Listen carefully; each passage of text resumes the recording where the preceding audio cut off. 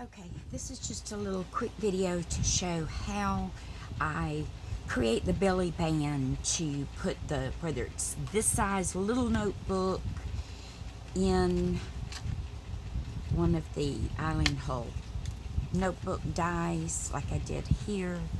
There's the little belly band that it slips down into, or if it's one of the larger dies, this is her journal die, and same thing. So the process is all the same. The size of your notepad and size of your journal are really the only difference.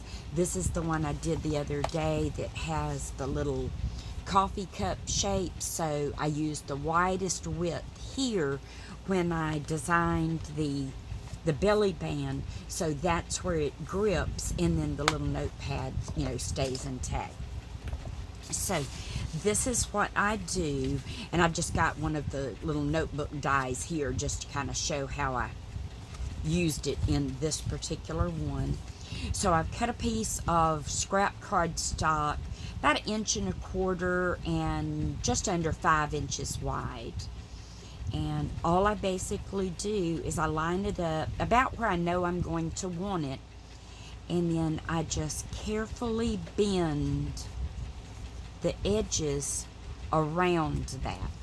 And the reason you want that little bit of looseness is so once you have glued your belly band in, you don't lose that little bit of gap there, so that your cardboard piece or the backing of your pad slips in nicely.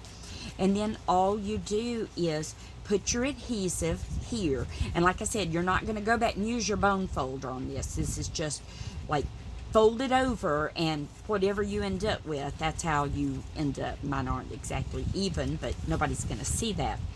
And then I basically just centered the belly band onto the back cover of the notebook.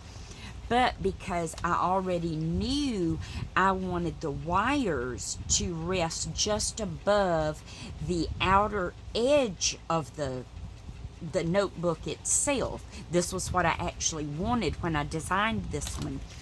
I put the belly band all the way at the top edge.